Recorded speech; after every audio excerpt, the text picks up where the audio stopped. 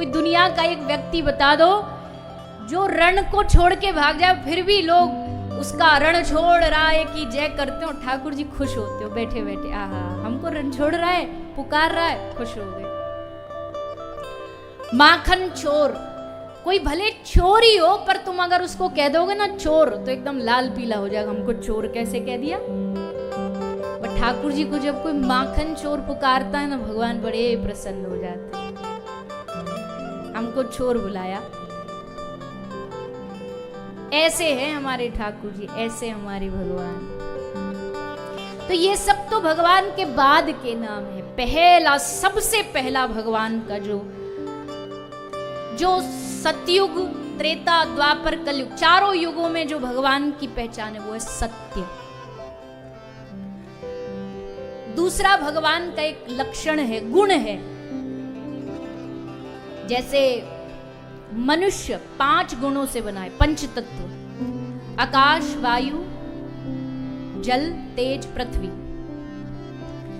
वैसे ही भगवान 3 गुणों से बने हैं। कौन कौन से? सत्य, चिद और आनंद। चिद कौन सा भगवान का गुण है? चिद कहते चैतन्य को। हमारे भीतर एक आत्मा है, वो क्या है? वो चिद स्वरूप है, चैतन्य स्वरूप है। भगवान का अंश है, अलग नहीं है। ईश्वर अंश जीव विनाशी ममैवांशे जीवलोके जीवभूत सनातना। तो उसको चैतन्य माना गया, चिद माना गया है। भगवान सबके हृदय में चैतन्य रूप में विराजमान है। उसको ज्ञानी जरा ये कह देते अहम ब्रह्मोस्मि, मैं भगवान हूं। बनते बनते बनते बनते साधना करते करते मैं ही भगवान बन गया। पर वैष्णव समाज में उसी चिद तत्व को बनते बनते बनते बनते ये कह दिया जाता है दासानुदासो भवितास्मि हुए। ज्ञानी और वैष्णव में इतना ही फर्क है। ज्ञानी एक स्तर पे आके कहता मैं ही भगवान हूं, और भक्त एक स्तर पे आके कहता मैं ही भगवान का दास हूं। और दास बनने में ही आनंद है, भगवान बनने में कोई आनंद नहीं, दास बनने में आनंद है। तो वो है चिद। और तीसरा क्या है? सत्य, चिद, और तीसरा बोलिए ना अनेक जोर से।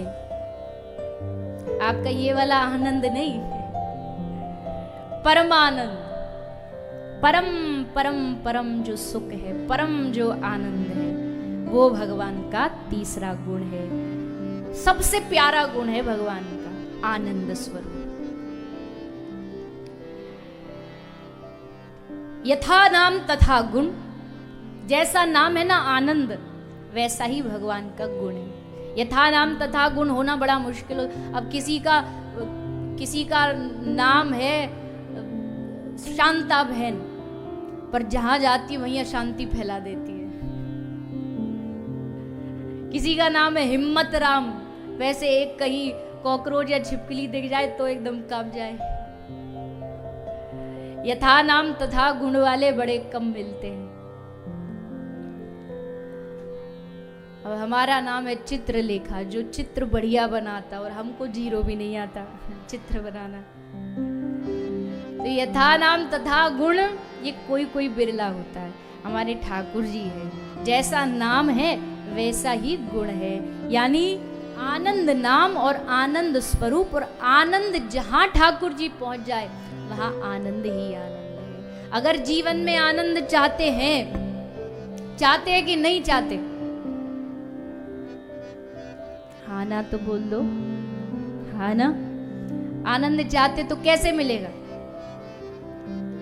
आनंद में रहने से नहीं मिलेगा। ऐसे हजारों लोग होंगे जो रहते आनंद में पर फिर भी दुखी है। आनंद मतलब शहर वाला आनंद। आनंद कहाँ मिलेगा? जब श्री आनंद कंद के चरणों को भजेंगे, उनका चिंतन करेंगे, उनका स्मरण करेंगे। देखो जी, बाहर की परिस्थितियां तो सबकी बदलती है। कोई ये सोचे ना कि भगवान को भजने वालों की परिस्थिति अच्छी होती है, नहीं, बहुत बड़ी गलतफहमी है। भगवान को भजने वालों की परिस्थितियां भी बड़ी गड़बड़ाती हैं। भगवान बड़ी परीक्षा लेते, पर परीक्षा लेने के साथ साथ साथ भी देते। परीक्षा खूब लेते हैं। बाजे सिंह बुडाना, आप सब तो जानते होंगे कथा, आप तो उस गढ़ में रह रहे हो, पर जो नहीं जानते, जो सुन रहे हैं यूट्यूब पर, बेचारा एक भगत द्वारिकाधीश को रोज द्वारिकाधीश के दर्शन करने पूर्णिमा को जाता है, दर्शन करता है, द्वारिकाधीश को मन में बिठाए हुए है। और जो मन में अपने आराध्य को बिठा के रखता है, अब द्वारिकाधीश के कोई दरबार में कम भीड़ होती है क्या? लेकिन हजारों की भीड़ में भी उनकी जो दृष्टि जाएगी वो किसी अपने वाले पर ही जाएगी। भगवान को मतलब नहीं कितने लोग, भीड़ आ रही है, कितने लोग आ रहे, मेरा कौन आ रहा है उसमें से, मुझे चाहने वाला। तो बुडाना उनमें से एक थे। सो जब तक सामर्थ्य जाते रहे, जब लगा अब तो शरीर की तो गति बदलती है ना, बदल गई शरीर की गति, अब नहीं है सामर्थ्य द्वारिकाधीश तक जाने का। और ठाकुर जी कहते हैं, श्री नारद जी ने नारद भक्ति सूत्र में जैसा कहा ना कि प्रभु किसी ने आपको जीवन भर याद किया हो, पर अंत समय कफ वात पित्तादि दोषेन कभी आपको न याद कर पाया तो क्या होगा? तो भगवान कहते हैं अहम स्मरामि, अगर अंत समय में वो मुझे याद नहीं कर पाया ना, तो मैं उसको याद करूंगा, मैं उसका स्मरण करूंगा। तो द्वारिकाधीश ने कहा तुझे आने की जरूरत नहीं है, अगली बार जब आए ना तो व्यवस्था बना के लाना, बैलगाड़ी लेकर के आना, हम तेरे साथ चले। द्वारिकाधीश प्रभु आप चलोगे? महाराज ये द्वारिका वाले जीने नहीं देंगे हमको। भगवान ने कहा तुझे मेरी बात माननी है या लोगों की बात माननी है? मुझ पे विश्वास है क्या लोगों पे? बोले प्रभु हमको आप बस, तो फिर प्रश्न नहीं, तुरंत आ जाना लेकर के। भगवान की आज्ञा कौन टाले, सो आ गया लेकर के। डरते डरते ठाकुर जी को बिठाया और लेकर के अब प्रभु द्वारिकाधीश, हल्ला मच गया, भैया एक भक्त आया लेकर के चला गया, लेकर के चला गया। भागो भागो, दौड़ो, पकड़ो पकड़ो, भाग दौड़ मच गई। और दौड़ते दौड़ते दौड़ते बुडाना ने समझ लिया कि अब हमको नहीं छोड़ेंगे। बोले लो अब करवा दिया तुमने कांड, अब आ रहे हमारे पीछे दौड़ने मारने, क्या करें? भगवान बोले तू कुछ मत कर, जो करना हम करेंगे, छुप जा। और वो भक्त जाके कोने में छुपा, बैलगाड़ी में ठाकुर जी विराजमान है। आकर के सब पंडित पंडा सब ने देखा ठाकुर जी की मूर्ति विराजमान है, और उसको ढूंढो, यही कहीं होगा, चोर भी यही कहीं होगा, पकड़ो पकड़ो पकड़ो। और जाकर के खूब मार लगाई। पर भक्त वत्सल भगवान जब आकर के ठाकुर जी को देखा तो भगवान के उस अंगों पर मारा, भक्त को पिटाई हुई उसकी, पर प्रेम देखो ठाकुर जी का, ठाकुर जी के शरीर में वो निशान पड़े हुए। ने बड़ा श्रवण किया, पढ़ा भी कई जगह, कभी दर्शन तो साक्षात जाके नहीं किए रणछोड़ राय के, पर ऐसा मैंने सुना है, आप सब ज्यादा परिचित होंगे, हो सकता है गलत भी हो, पर पढ़ा जो मैंने है कि आज भी रणछोड़ राय के अंगों पर कई एक कील चुभी, उसका निशान अंगों पर छपा हुआ है। तो भगवान ने कहा, बुडाना आया तो भगवान ने कहा एक काम करो, हमारे बराबर स्वर्ण दे दो इनको तोल के। बुडाना बोला वाह, तुम बड़े किसी सेठ साहूकार को आज्ञा दे रहे हो, एक चवन्नी नहीं घर में और तुमने ऑर्डर दे दिया हमारे बराबर सोना दे दो। कहां से तुलोगे, हमारे पास तो नहीं इतना सोना। ठाकुर जी बोले कुछ तो होगा, कोई तो होगा। और तो कुछ नहीं, पत्नी से पूछा, उसकी नाक में एक छोटी नथी, बोले हाँ ये एक है, इससे थोड़ी कुछ होना जाना। भगवान बोले रख के तो देख। और जैसे बुडाना ने रखा तराजू में, तो ठाकुर जी उस इतने से स्वर्ण में तुल गए। भगवान बोले देखो अब शर्त के अनुसार ये जितना हमारे बराबर सोना तुम ले जाओ और हमें इसको दे जाओ। और तब से श्री ठाकुर जी डाकोर जी में ही विराजमान है। जब ठाकुर जी का जहां जाने का मन हो जाए ना, तो दुनिया उनमें कोई ताकत नहीं कि उनको रोक सके। आगे इसलिए तो हमारे बांके बिहारी में ना जो पंडा जी होते वो जल्दी जल्दी पर्दा लगा देते बिहारी जी का, उनको पता है ये बड़े टेढ़े ठाकुर हैं, ज्यादा किसी से आई कांटेक्ट हो गया और उन्होंने कह दिया ना प्रभु आप जैसे द्वारिका से आए थे ना रण छोड़ रहे हैं, बिहारी जी आप भी वृंदावन छोड़ के हमारे संग चलो, तो तुरंत तैयार हो जाएंगे। फिर पंडित सोचते जी हमारी जीविका कैसी चलेगी, इसे ज्यादा आई कांटेक्ट नहीं करने दे, तुरंत पर्दा लगा देते। इतने आपस में बात चली रही होती है कि चलो हम ये आपके लिए ये करेंगे वो करें, तुरंत पर्दा खत्म, बात बीच में ही रोक दो। तो ऐसे हैं भक्त वत्सल भगवान, ऐसे हैं आनंद कंद भगवान। क्या करते हैं? विश्वोत्पत्ति आदि हेतु, विश्व की उत्पत्ति के कारण यही है, विश्व के पालन का कारण यही है। और जब जब संहार करना होता तब भी भगवान ही इस विश्व का संहार करते हैं। तापत्रय विनाशाय, 3 ताप दैहिक दैविक भौतिक, इन तापों का इन दुखों का भी नाश करने वाले भगवान हैं। ऐसे श्री कृष्ण और उनकी आह्लादिनी शक्ति श्रीमती राधा रानी दोनों को वयम नुमः हम प्रणाम करते हैं।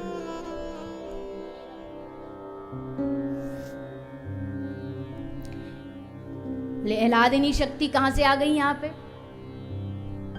हमें तो ऐसा सुनने में आया है कि भागवत जी में शुकदेव जी ने कहीं श्री राधा नाम ही नहीं लिया। तो देखो ब्रज का भाव, और ब्रज का क्या, शास्त्र का भाव ये कहता है कि श्री राधा रानी भागवत का सार है, भागवत का तत्व है। भागवत का सार होने के कारण श्री राधा रानी के बगैर भागवत जी पूरी नहीं हो सकती। अब 7 दिन आप कथा सुनोगे तब धीरे धीरे, वैसे तो आप सब समझदारी हो, पर अब विशेष आपने एक वक्ता को बुलाया है ब्रज से, वृंदावन से। अब जिसके क्षेत्र की जो चीज प्रसिद्ध हो उसी का तो बखान करेगा। अब हलवाई को बुलाओगे तो मिठाई की बड़ाई करेगा, मीठे मीठे की प्रशंसा करेगा। कपड़े वाले व्यापारी को बुला लो तो जहां तहां वो कपड़े का ही ज्ञान देगा। राजनीति वाले को बुला लो तो राजनीति का ज्ञान देगा। और किसी ब्रज वाले को बुला लो तो कुछ कहे ना कहे पर उसकी जिह्वा राधा रानी की महिमा गाए बगैर तो रह नहीं सकती। क्योंकि ब्रज में रतन राधिका गौरी, ब्रज का रतन है राधा रानी, ब्रज का रत्न श्री राधा रानी है। तो अब यहाँ थोड़ा सा हल्का, ज्यादा नहीं, हल्का सा कंपटीशन भी होगा, क्योंकि आप हो कृष्ण वाले, जय श्री कृष्ण, और हम है राधे राधे वाले। देखते 7 दिन में जीतता कौन है। आप तो द्वारिका और ब्रज की बात कर रहे हो, हम तो नंदगांव और बरसाने वाले ही आपस में भिड़ जाते हैं। नंदगांव वाले कहते हमारो कन्हैया बड़ो, और बरसाने वाली कहते अरे रहंदे रहंदे, जब देखो हमारी श्री जी के चरण ने 2-2 के पीतोरे, हमारी राधा की कौन करे होड़, सुनो रे प्यारे नंद की। खूब आपस में चर्चा चलती रहती। तो श्री राधा रानी जो है वो कृष्ण की भी आराध्य है, कृष्ण की भी तत्व है। श्री चैतन्य चरितामृत में कृष्णदास कविराज कहते हैं, राधा कृष्ण एक आत्मा दुई देहधारी, अन्योन्य विलासे रस आस्वादन करो। एक आत्मा है दुई देहधारी, 2 देह। जो लोग प्रश्न करते कि राधा कृष्ण की शादी क्यों नहीं हुई, ठाकुर जी ने राधा रानी से विवाह क्यों नहीं किया, रुक्मणी जी से विवाह किया, इनसे किया, उनसे किया, राधा रानी से क्यों नहीं किया? वो इसलिए नहीं किया भैया, क्योंकि शादी के लिए, विवाह के लिए 2 लोग चाहिए होते हैं, 2 शरीर चाहिए होते, तभी तो शादी होगी। जब राधा कृष्ण 2 है ही नहीं तो विवाह का तो फिर कोई प्रश्न ही नहीं उठता।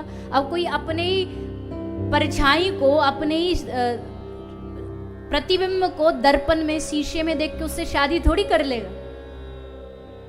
वैसे श्री राधा रानी कृष्ण की परछाई है, कृष्ण राधा रानी की परछाई है, दोनों में कोई भेद नहीं। जो भेद करे ना, ये तो हम आपस में थोड़ा हंसी विनोद के लिए बोल लेते हैं, हमारी श्री जी बड़ी, हमारी राधा रानी स्वामिनी, कृष्ण उनके चाकर। भेद कोई भी नहीं है, भेद करने वाला भी अपराध का भागी बनेगा। भेद नहीं है दोनों में,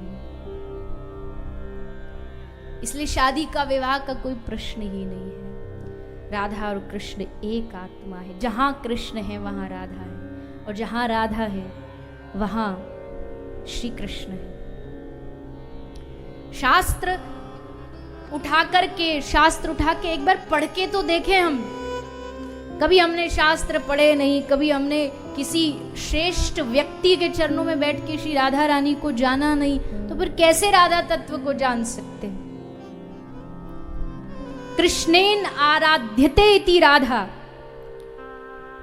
और राधैव या आराध्यते मया। ठाकुर जी से पूछो वो कहेंगे हम राधा रानी की आराधना करते, और राधा रानी से पूछो वो कहेंगे हम ठाकुर जी की आराधना करते। दोनों एक दूसरे के पूरक हैं। तो ये कथा तो कृष्ण की है, पर इस कथा को समझने की जो पात्रता, जो अधिकार देती है ना, वो राधा रानी देती है। रस देने वाले कृष्ण हैं, पर उस रस को पात्र देने वाली राधा रानी है। इसलिए ये भागवत जी का जो सार है वो हमारे हृदय में बैठे, इसके लिए सब थोड़ी देर के लिए प्रथम दिन है राधा रानी से प्रार्थना करें, राधा रानी के चरणों में निवेदन करें, हे स्वामिनी जी हम पर कृपा करें, ताकि ये भागवत का तत्व हमारी छोटी सी बुद्धि में, मति में बैठ पाए, बैठ जाए, ऐसा बैठ जाए कि हर पल हर क्षण आपका और ठाकुर जी का ध्यान हमारे चित्त में सदा बना रहे। तो सभी श्री राधा रानी को प्रणाम करेंगे। कृष्ण प्रिया श्यामा लाडली राधा, प्रिया श्यामा लाडली राधा, कृष्ण प्रिया श्यामा